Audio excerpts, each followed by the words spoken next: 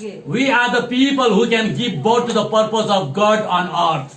हम ये लोग हैं जो परमेश्वर के उद्देश्य को संसार में पैदा करते हैं। Hallelujah. Hallelujah. We are the people who give birth to the vision of God. हम ऐसे व्यक्ति हैं जो परमेश्वर के उद्देश्य को दर्शन को हम पैदा करते हैं। We are not an ordinary person. हम साधारण लोग नहीं हैं। Because Jesus is there. क्योंकि यीशु वहाँ पर है। Hallelujah. हालेलुया। Hallelujah.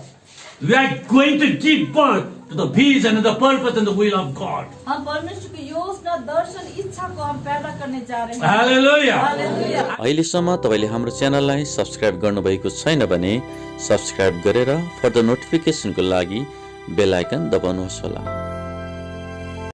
तपाईको परिस्थितिले या त तपाईलाई बनाउँछ या त तपाईलाई नाश गर्छ। आपका परिस्थिति आपको बना सकता है या आपका नाश कर सकता है। Your situation either it builds you or it will destroy you. आपका परिस्थिति आपको बना सकता है या बिगाड़ सकता है। And it is your decision that makes what's gonna happen into your life. ये आपका निर्णय है कि आप आगे क्या बनाएंगे। You wanna give yourself into that situation or you wanna win in that situation. It is a decision that you make every day in your life. आप उस अवस्था में डूब जाएंगे या उससे बाहर निकल लेंगे, हर एक दिन में आप पे चुनाव होता है। It is your decision how you are gonna live. वो आपका निर्णय है कि आप कैसे जिएंगे। It is not others' decision that leads your life. ये दूसरे का निर्णय नहीं कि आपके जीवन को जिए। And one thing always remember in your life, एक बात हमेशा आप अपने जीवन में याद रखिए, don't live your life in others' opinion. दूसरे व्यक्ति के विचार में अपने जीवन को मत जीवन जिए। What other people says about you is not you. दूसरा व्यक्ति क्या कहता है आपके विषय में वो नहीं है। And you have to build your life on the word what God says about you. आपको वही जीवन जीना है जो परमेश्वर का वचन आपके विषय में कहता है। And 2020 was not good for many millions of people. और 2020 बहुत सारे लोगों के लिए अच्छा नहीं हुआ। Even for the Christian people, it was not good. और विश्वासियों के लिए भी बहुतों के लिए अच्छा नहीं हुआ। But because of God, we are here today. लेकिन परमेश्वर के वजह से आज हम यहाँ पर हैं। And in 2020 was the year of troubles. और 2020 था जो वो मुश्किल का समय था। 2020 was the year of birth pain. और जो 2020 का जो साल था वो बच्चा पैदा करने वाले जो पीड़ा का साल था। You cannot give anything to birth unless you go through the pain. जब बच्चा पैदा करने के लिए जब तक आप उस वेदना से होके नहीं जाएंगे, You cannot give birth to anything. और आप बच्चा पैदा नहीं कर सकते हैं। Pain is a sign that you are gonna receive something new. और जो दर्द जो है वो एक चिन्ह है जो आप कुछ नया चीज को पाने जा रहे हैं। Pain doesn't mean that you are going to die. It means that you are going to give life. और जो दर्द है वो आप मरेंगे नहीं, लेकिन आप जीवन को देने जा रहे हैं। We have to understand this pattern of life. हमें ये जीवन को जो पैटर्न समझना जरूरी है। There is no life without pain. और वो जीवन नहीं जो जहाँ पे दर्द ना हो। There is saying without pain there is no any gain. और बिना दर्द हम कुछ नहीं पा सकते हैं। You may be going through so many troubles and problems in your life. हो सकता है आपके जीवन में बहुत सारे समस्या दुख से होके गए हैं। Make these troubles and problems to give birth to a new thing in your life. और बनाइए कि आपके जीवन का वो बिगड़ा हुआ अवस्था दर्द को आप उस नया चीज को पैदा करने जा रहे हैं। Here so many mothers are here. यहाँ बहुत सारे माँ यहाँ पर हैं। You cannot give birth to a child unless you go through the birth pain. अब जब तक आप दर्द से होकर नहीं जाएंगे, आप बच्चा पैदा नहीं कर सकते हैं। You cannot give any birth unless you go through pain. जब तक आप दर्द में होकर नहीं जाएंगे, आप बच्चा या कुछ चीज पैदा नहीं कर सकते हैं। Till today you are going through many problems and situations that you cannot even bear. हो सकता है आज के समय तक कुछ आप दर्द को होकर जा रहे हैं, आप उस चीजों को आप होकर जा रहे हैं। Bible says the birth pain was the pain that even the mothers can die. और बाइबल कहता है जो बच्चा पैदा करने का जो पीड़ा है, हो सकता है कितने समय माँ मर भी जाती है। A woman goes through the pain of death. और स्त्री एक मृत्यु की पीड़ा में होकर जाती है। John 16 it says, but when that mother sees her child, she forgets everything, every pain. और यूहन्ना 16 कहता है जब माँ उस बच्चे को देख लेती है वो सारी पीड़ा को भूल जाती है। She forgets the point of death when she look at her child. और वो भूल जाती है कि वो किस पीड़ा मृत्यु की पीड़ा में होकर गई थी, वो बातों को भूल जाती है। Maybe the 2020 was the year of pain.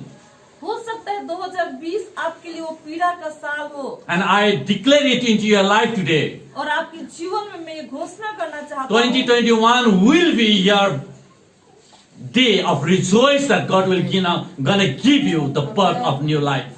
और मैं ये घोषणा करता हूँ कि आपके जीवन में 2021 आपके जीवन में वो नया जन्म का साल हो। I am so excited to have this year in my life. और मैं बहुत उत्साहित हूँ ये साल मेरे जीवन में जाने के लिए, Because I am expecting the birth of life.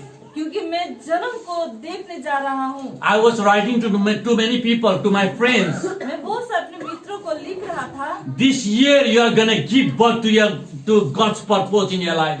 और मैं कह रहा था ये साल आपके जीवन में परमेश्वर की योजना को जन्म देने जा रहे हैं। It is your decision how you are gonna live your life. और ये आपका निर्णय है कि आप अपने जीवन को किस प्रकार से जिएंगे। In your problems, in your situation, you are gonna give birth to a new life, or you gonna die there. आपकी अवस्था में आप जन्म को देंगे या वहीं पे मर जाएंगे। Romans 8:28. रोमी 8:28। हामी जान्दछौँ उहाँलाई प्रेम गर्नेहरू र उहाँको अभिप्राय अनुसार भलाइकाहरूका निम्ति हरेक कुरामा परमेश्वरले भलाइ नै गर्नुहुन्छ।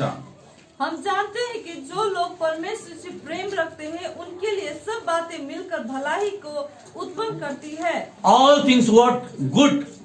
All things work for good. सब बातें मिलकर भलाई को उत्पन्न करती है। सबै कुराहरू मिलेर भलाइ नै उत्पन्न गर्छ। सब बातें मिलकर भलाई ही को उत्पन्न करती है। कसको लागि? किसके लिए? For those who are called by God. जो परमेश्वर के बुलाए हुए हैं। जसले परमेश्वरमा विश्वास गरेको छ, जसलाई परमेश्वरले बोलाउनु भएको छ, उसको कठिनाइमा पनि परमेश्वरले नयाँ कुरा जन्म दिन सक्नुहुन्छ।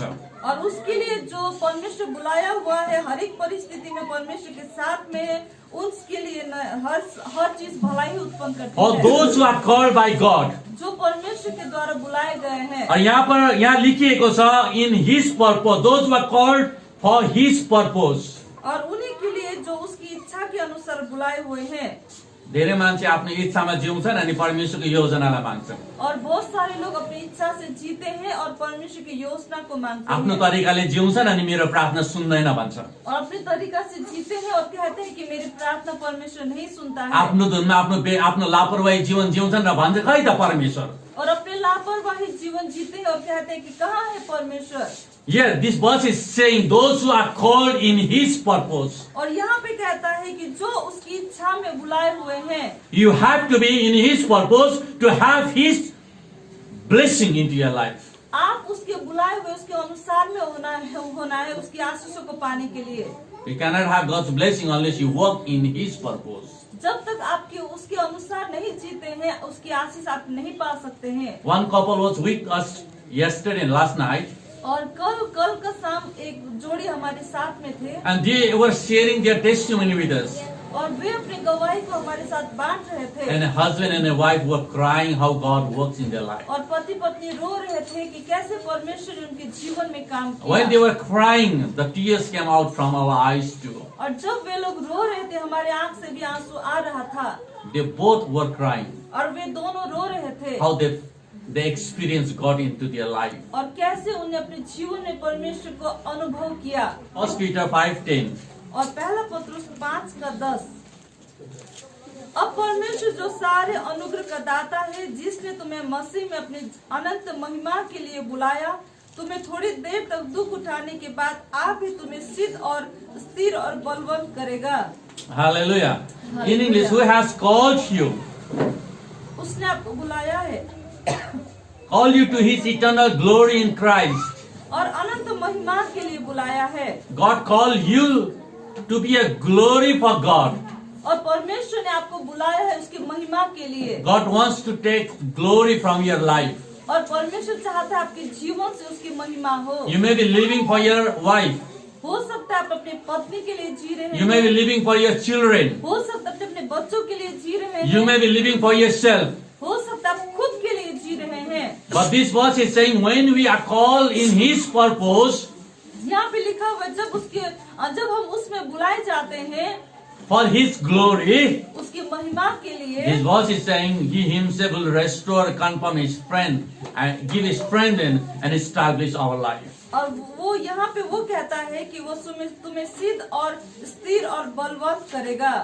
2 Timothy 1:9 और दूसरा तिमोथी 1:9 उहाँले हामीलाई उद्धार गर्नुभयो र एउटा पवित्र बोलावटद्वारा बोलाउनु भयो, हाम्रो कामको आधारमा होइन तर उहाँको आफ्नै अभिप्राय र अनुग्रहको आधारमा हो, जो उहाँले ख्रीष्ट यीशुमा युग युग अघिदेखि हामीलाई दिनुभएको थियो।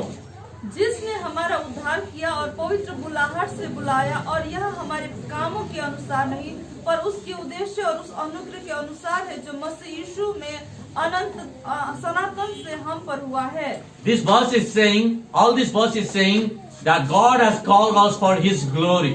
और ये सारे पद कहता है कि परमेश्वर अपने महिमा के लिए हमें बुलाया है। And for His glory sometimes we go through pain. और उसकी महिमा में कितना समय हमें पीड़ा में होकर जाना We पड़ता have to है, go through difficulties. हमें मुश्किलों से होकर जाना पड़ता I've है। already said that either the problems or the troubles, either it builds you or destroy you. और मैंने पहले ही आपसे कहा कि परिस्थिति हमें बना सकता है अथवा बिगाड़ सकता है। As Sister Archana was saying here, और जैसे बहन अर्चना ने कहा, when the problems arise, जब समस्या उसके विरोध में आया it gives us silence to win. और वो एक चुनौती था उसको विजय प्राप्त करने के It लिए, gives more challenges into our life. और ये बहुत चुनौती होती है हमारे जीवन में जीतने के लिए। Challenges are not to destroy us. और चुनौती हमें नाश करने के लिए नहीं होता है, Challenges are the things that proves how potential you have within you. लेकिन चुनौती हमारे में वो क्षमता होता है कि कितना क्षमता हमारे अंदर में है। चुनौती जो हाम्रो विरुद्धमा आउँछ चुनौती जो हमारे विरोध में आता है त्यसले हामीलाई नाश गर्नु होइन, वो हमें नाश नहीं करता है, एक्चुअली म भित्र कतिको क्षमता छ भन्ने कुरा चाहिँ जाँच्नको निम्ति हो। लेकिन मेरे अंदर में कितना क्षमता है उसको जांचने के लिए। हालेलुया। हालेलुया। कतिजना चुनौती समस्या आउँदाखेरि ऊ लडी पठाउँछन्। अघि बहिनीले भन्दै थिए होइन कि म त के गर्छु, दिनभरि रोएर बस्थे। और कितने लोग क्या करते हैं कि जब चुनौती आता है वो उसमें घिर जाते हैं। बहन कह रही थी जब चुनौती आते वो बिस्तर में सोती रहती थी रोई बस्थे, और रोती रहती थी। मेरो आफ्नो दुःखलाई सम्झिन्थे वो अपने दुख को याद करती थी अनि म आफूलाई बिचारा सम्झिन्थे और वो खुद को बिचारा कहती थी अन्त रोई बस्थे। और वो रोती रहती तर थी। अहिले यी दिनहरूमा त्यसो गर्दिन। लेकिन ये दिनों में मैं वैसा नहीं करती हूँ। झन् चुनौती आउँछ, और जितना चुनौती आता है जो झन् म खडा हुन्छु, और उतना मैं खड़ा अझ म परमेश्वरलाई धन्यवाद दिन्छु। और मैं परमेश्वर को धन्यवाद देती हूँ। But the pain always you have to remind yourself, whenever you face the pain, it will gonna give the new life. जब भी आप पीड़ा आपके जीवन में आता है ये बात याद रखना है कि वो पीड़ा के बाद आप कुछ चीजों को जन्म देने वाले हैं And it builds within your heart. और वो आपके जीवन को बना रहा होता है। If a Christian life doesn't have the challenges, we cannot call him or her a Christian. यदि आप विश्वासी जीवन में कुछ चुनौती नहीं है तो हम उसे विश्वासी नहीं कह सकते हैं। I have said so many times, when you say I want to live by faith, that means you are declaring war in your life. मैंने बहुत सारे समय कहा जब आप कहते हैं कि मैं विश्वास के द्वारा मैं जीऊंगा, ये याद रखिए आप वार लड़ाई के लिए युद्ध के लिए आप तैयार हो रहे हैं। You are declaring war in your life. और आपके जीवन में लड़ाई को घोषणा कर रहे हैं। If you think that, oh, it's no problem, I just want to live by just like this, you won't have any purpose to live or not. और आप सोचते हैं कि मैं ऐसा ही जीवन जी लूंगा तो आपके जीवन में कुछ भी उद्देश्य नहीं रहता है जीवन जीने के लिए। If you think that life will go just like this, that person is a person without vision and purpose. यदि आप कहते हैं मैं ऐसा ही जीवन जी लूंगा, वो व्यक्ति के अंदर में कुछ भी उद्देश्य योजना नहीं रहता है। A person who is carrying a vision, a purpose in life will never sit just like that. और जो व्यक्ति के जीवन में उद्देश्य योजना रहता है वो ऐसे चुपचाप बैठ नहीं सकता है। That person never roam around just like that. और वो व्यक्ति ऐसे इधर उधर घूमते रहने वाला। That person will always working on that vision and purpose to be fulfilled, to accomplish. और वो व्यक्ति हमेशा अपने उद्देश्य योजना को पूरा करने के लिए उसी के धुन में लगा रहता है। while we are on this earth, we have to give birth to the purpose of God.